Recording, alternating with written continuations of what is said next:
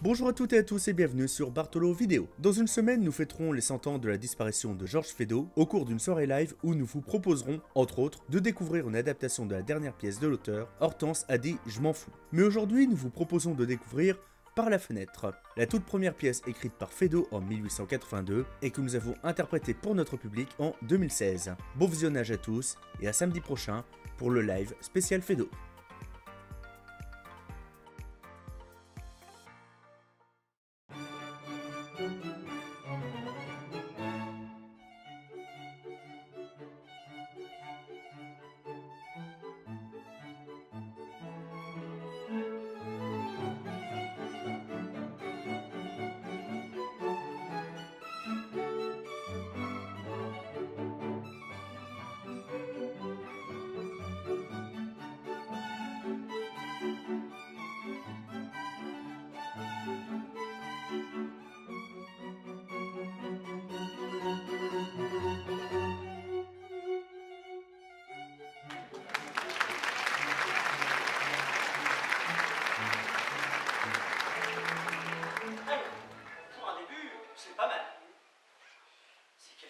Comme ça avec mon tablier et mon omelette, il penserait que je suis...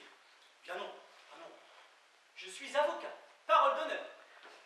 Ce n'est pas ma faute, grand Dieu non. C'est maman qui l'a voulu. Un jour, chez ma nourrice, j'avais 8 mois, je m'en souviens comme si c'était hier. Elle m'a scruté de la tête aux pieds et elle a dit « Il sera avocat !» Et je suis avocat. Voilà. C'est comme ça que je suis marié.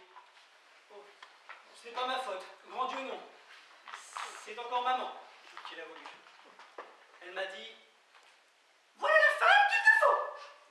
Et je l'ai épousée. Je ne regrette rien, elle est jolie au possible. Elle est jolie, mais...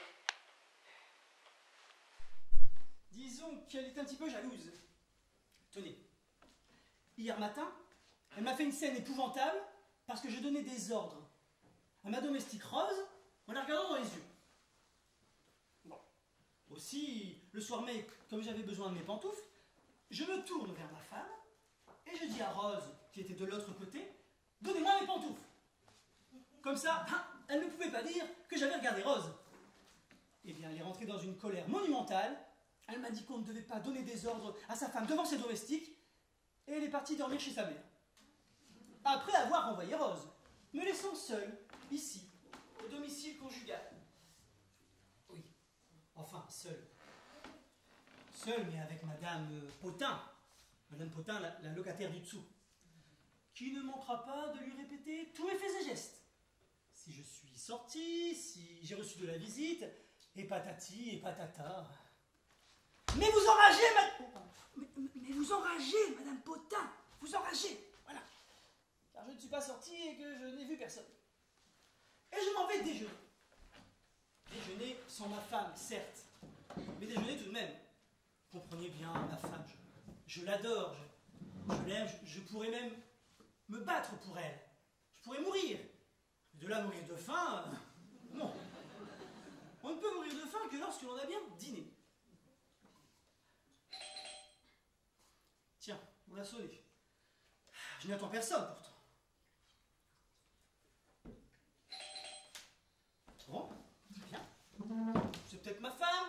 Je crois avoir reconnu sa sonnerie. Voilà, j'arrive. Ah, Sam, vous n'entendiez donc pas?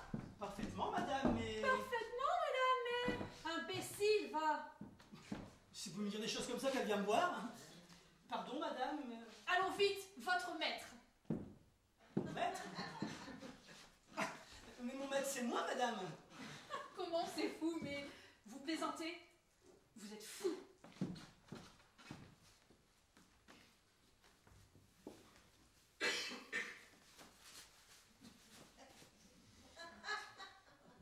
Non, madame. Je suis avocat. Avocat? Oh, comment, monsieur? Oh, mais que d'excuses. Mais moi qui vous ai traité d'imbécile. Mon Dieu, ce n'est rien quand on ne connaît pas les gens. Oh, recevez toutes mes excuses. Ce n'est rien, tout à votre service, madame. Pourrais-je savoir ce qui me vaut l'honneur? Voilà, monsieur.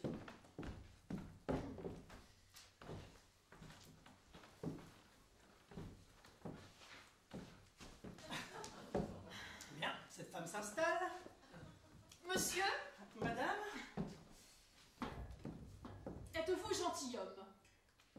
Gentilhomme? Eh bien, cela dépend, vous savez. Il y a gentilhomme et gentilhomme enfin, je me nomme Hector Bouchard. Vous ne me comprenez pas, je parle moralement. Ah, moralement, grand Dieu, oui, c'est gentilhomme. C'est bien. Eh bien, je viens vous demander un service. Ah, mince, je me suis trop avancé. Un grand. Un grand. Oh là là, je ne la connais pas cette femme, moi. Et si ma femme rentrait? Oui. Asseyez-vous, madame. Je suis mariée, monsieur. Oui. Naturellement. Pourquoi donc naturellement? Eh bien, c'est pour cette raison que vous venez me demander un service. Ah. Oui, j'ai un mari. Et un mari jaloux, acariâtre, qui ne me fait que des scènes. Je comprends. Vous comprenez? Eh oui. Tenez, madame. Allez, dites-moi. Est-ce que votre mari vous trompe? Avez-vous des preuves de sa culpabilité? Quelque chose qui puisse constituer un dossier contre lui? Contre lui? Un dossier à ça? Mais que pensez-vous? Eh bien, je pense que vous venez plaider en séparation et que comme avocat... Plaider, moi, mais je ne vous ai jamais parlé de cela. J'aime mon mari, moi, monsieur. Ah, très bien. Mais alors, qu'est-ce qu'elle veut faire ici? Excusez-moi, mais de quoi vous plaignez-vous? Eh bien, je me plains de ce que mon mari est jaloux. Mais oui, ben, je n'y peux rien, moi, madame. Mon déjeuner qui refroidit. Mais il n'a pas de raison pour l'être, m'entendez-vous bien? Il n'a pas de raison. Car vous avez beau dire, je n'ai pas cela à me reprocher. Je vous ferai remarquer, madame, que je n'ai absolument rien dit. On me donne chaud, ma parole d'honneur. M'accusez-moi, m'accuser de le tromper, me faire des scènes, me dire que je ne l'aime pas, ingrat. Je crois qu'elle ne va pas s'en aller, je crève de faim. Monsieur, Madame? je suis venue chez vous parce que vous êtes mon voisin, que vous demeurez en face de chez moi. Bien honorée, madame. Est-ce qu'elle va faire comme ça la tournée de tout le voisinage? Et maintenant, monsieur, vous allez me faire la cour. Hein? Elle veut que je lui fasse la... Mais cette femme est folle. Pardon, madame, vous voulez que je... Je vous en prie, monsieur, mais d'abord, je ne veux pas que vous ignoriez quels sont mes sentiments à votre égard. Oh, madame, c'est une romanesque, une Juliette à la recherche de son Roméo. Monsieur, vous êtes laid. Hein? Ne m'interrompez pas. Vous êtes laid. Commun. Vous avez l'air un peu bête. Vous commencez à prendre du ventre. Vous ne me plaisez pas du tout. Pas du tout, pas du tout. Bien, madame, je vous remercie beaucoup. Hein. Je me trouve un petit peu cru dans ses compliments. Et voilà votre portrait, monsieur. Il manque un peu d'idéalisme. Que voulez-vous, je suis impressionniste. Mais moi, d'ailleurs, ce que j'en dis, hein, c'est pour que vous n'ayez pas à vous imaginer que vous me plaisez. Ah non, l'un de moi a une telle supposition. C'est que les hommes sont si fins. Elle nous arrange bien tout de même. Bien. Maintenant que vous voilà convaincu, maintenant que vous savez à quoi vous en tenir, nous allons pouvoir commencer. Faites-moi la cour. Madame, je vous en prie, ce n'est pas sérieux, avouez que c'est une gageure. Mais du tout. Mais madame, non, mais réfléchissez, soyez sérieuse. Mais je veux en venir à ce que vous me fassiez la cour là. Mais je n'ai pas d'amour pour vous. Mais croyez-vous que j'en ai, moi? Je ne vous connais pas. Mais ni moi non plus. Mais je suis mariée. Eh bien, et moi aussi. Oh, j'enrage. Oh. Monsieur, ce que je vous demande est pourtant bien simple. Oh, je veux donner une leçon à mon mari. Me venger de ces scènes éternelles, de ces reproches incessants. Et je viens vous prier de m'y aider. Mais comprenez-vous enfin? Moi, si je... Rien du tout. Oh là là, les hommes, hein, bêtes ou jaloux. Bon, eh bien, ce n'est pas grave, nous allons commencer. Faites-moi la cour. Madame, non, ce n'est pas possible, je vous le répète. Mais qu'est-ce que vous faites? Bah, vous voyez, hein, j'ouvre. Mais voyons, mais il fait un froid de loup, fermez cette fenêtre. Mais bien, montez le chauffage. Montez le chauffage. Mon chauffage est éteint d'hier. Je ne vais quand même pas le rallumer alors que vous laissez cette fenêtre ouverte. Non, fermez cette fenêtre, madame. Mais fermez. Mais comment voulez-vous qu'Alcibiade nous voie alors? Alcibiade l'ancien? L'ancien.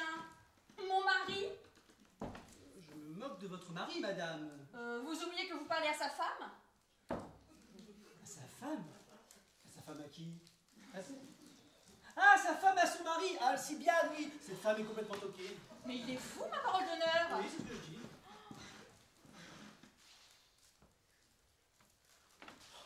Et moi, qui n'ai pas encore déjeuné. Fermez ça, il fait très froid. Bon, mettez mon manteau. Il est en fourrure. Votre manteau. Bon, là, et maintenant, commençons vite, je vous prie, hein. Pas déjeuné. Ah, quoi? Mais comment? Mais vous n'avez pas déjeuné? Et non. Mais que ne le disiez-vous? Je suis vraiment désespérée. Oh, mais sotte que je suis. Mais j'aurais dû m'en douter en voyant cette table. Oh, que d'excuses à vous faire. Allons vite à table et déjeunons. Je n'ai pas invité. Pardonnez-moi, madame. Vous dites? Je dis, pardonnez-moi, madame, je ne vous n'ai pas invité. Oh, qu'à cela ne tienne, je ne vous en veux pas. Tenez, mettez-vous là, à ma droite, la place d'honneur. La place d'honneur. Voilà qu'elle m'invite à déjeuner chez moi maintenant. Ah, mais il manque un couvert. Mais sonnez donc votre domestique. Mais mon domestique, c'est moi, madame. Mais que me disiez-vous donc que vous étiez avocat? Oui, je suis avocat de profession et femme de chambre par intérim. Voyez-vous, ma femme a renvoyé sa domestique. Ah, bah tiens, c'est comme moi. J'ai renvoyé ma femme de chambre. Eh bien, mais puisque c'est vous qui êtes à votre service, allez me chercher un couvert. Mais madame, voyons... Mais quoi, je ne puis pas y aller, moi je ne sais pas où ils sont. Allez, allons vite, C'est trop fort, ça. allez. Jamais, madame. Vous dites?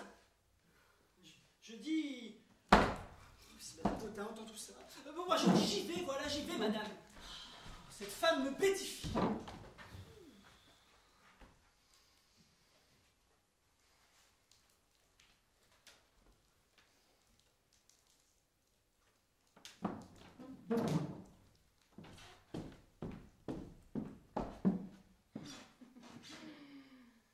Ah, monsieur mon mari, vous vous permettez d'être jaloux?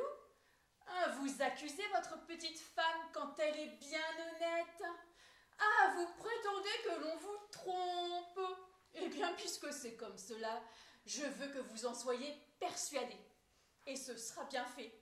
Et ce sera bien fait. Et ce sera bien fait. Voilà, madame, le couvert. Qu'est-ce qu'il fait froid quand on rentre ici? Ah, tiens, vous voilà. Venez m'aider. Vous aidez... Apportez cette table près de la fenêtre. Madame, voyons. Non, je refuse, ce n'est pas sérieux. Madame Potin.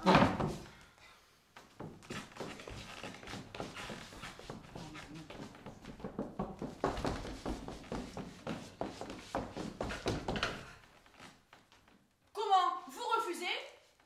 Oui. Oui, madame, je refuse. On n'a pas idée de déjeuner à sa fenêtre en plein mois de février. Ça ne se fait pas. C'est fou. C'est énormément. Atchou! Atchou! Voilà que je suis enrhumé maintenant. Ah, que Dieu vous bénisse. Que le diable l'emporte. Je vous ferai remarquer que si vous aviez consenti à faire ce que je vous faisais, que je vous disais il y a longtemps que nous aurions terminé. Oui, bon. Soit.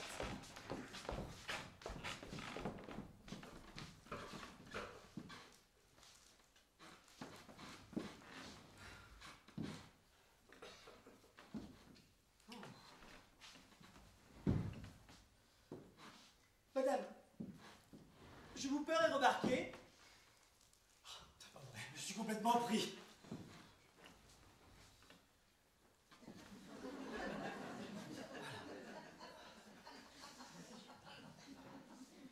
Bon, de toute façon, hein, si vous ne faites pas ce que je vous demande, j'irai dire À votre petite femme que vous m'avez fait la cour, là. Hein?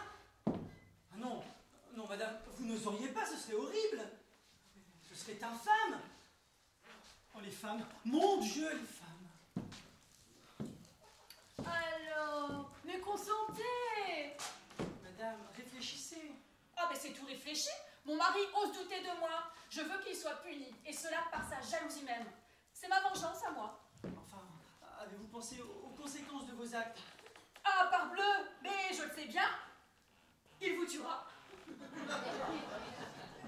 Me tuera? Eh oui, il vous tuera. Et moi, qu'est-ce que je fais pendant ce temps-là? Ben, à moins que ce ne soit vous, mais j'espère bien que vous n'aurez pas l'audace de me tuer mon mari. Madame... Ah oui, ce sera un duel à mort, il me l'a dit souvent. Il se battra comme on se bat dans notre pays, au vilebrequin. Hein?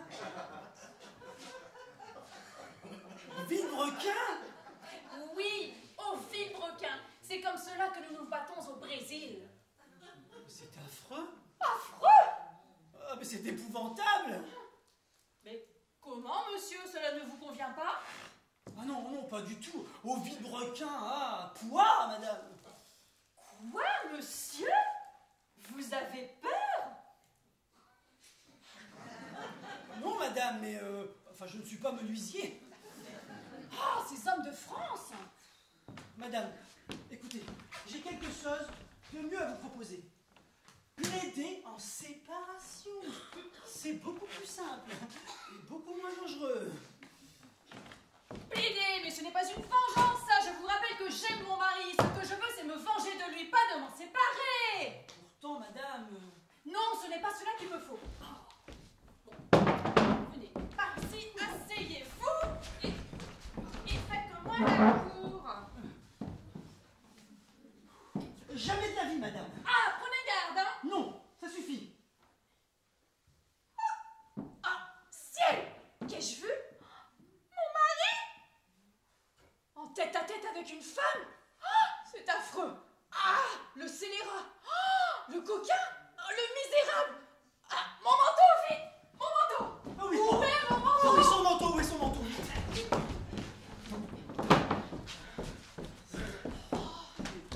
Mais vous ne voyez pas que vous avez mon Ah, manteau? oui, pardon, excusez-moi. Tenez, madame, voilà. Je vais lui arracher les yeux! C'est ça, faites donc. Au revoir, hein. Ouf. Elle est partie. Oh mon Dieu. Oh mon Dieu, quelle femme. Je n'en puis plus.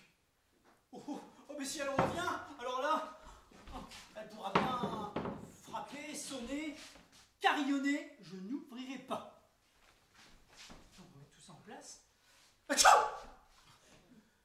En plus, elle m'a fait attraper un rhume épouvantable. Voilà. Je vais pouvoir maintenant fermer cette fenêtre.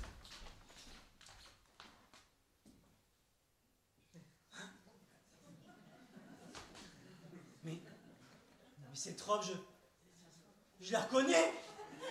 C'est la robe de ma femme. C'est sa robe grenat, sa fameuse robe grenat. Ce Brésilien est en tête à tête avec ma femme. Oh la misérable. Oh la coquine, et moi qui la croyais chez sa mère. Oh, mais ça ne va pas se passer comme ça. Je me vengerai, entendez-vous bien? Je me vengerai. Je me battrai, même s'il le faut. Je me battrai au vilebrequin. Même si je dois m'entraîner pendant 15 jours. Ah non. Ah, je vais me battre d'une toute autre manière. Si cette femme pouvait revenir... C'est elle. La voilà, vite. Entrez, madame, venez vite. Ah, monsieur, la drôle d'aventure! Alors, je vous en prie, madame, ne riez pas, ne riez pas. Ah, qu'y a-t-il?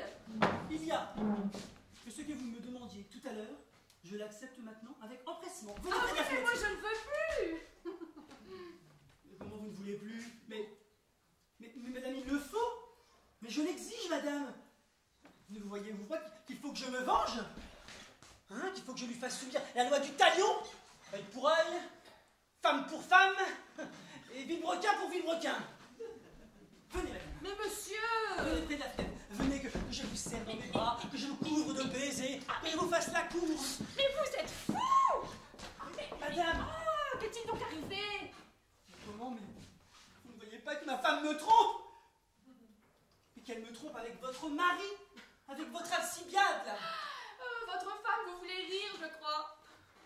Moi, si je veux rire, mais j'ai reconnu sa robe. Ah, sa robe, mais vous avez perdu la tête. C'est notre nouvelle femme de chambre. Voyons, j'ai des yeux, madame, tout de même. Mais oui, une nommée Rose, que vous devez bien connaître puisqu'elle sort de chez vous.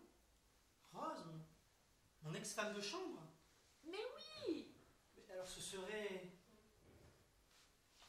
Mais c'est elle, exactement. Et comme je n'étais pas là, c'est mon mari qui l'a reçue, voilà tout. Vous voilà convaincue maintenant? Oh, madame, quel poids vous m'ôtez. Mais, madame, cette robe à cette femme de chambre, mais... Ah, mais oui! Mais oui, je me souviens maintenant, ma femme la lui avait donnée. Oh, madame, c'est comme si on me jetait de la gelée de groseille sur le cœur. Oh, et ma pauvre petite femme que je soupçonnais. Oh, comme je vais lui demander pardon à cette petite femme. Oh, et vous aurez bien raison, monsieur. Tenez, c'est ce qu'a fait mon mari et j'ai pardonné.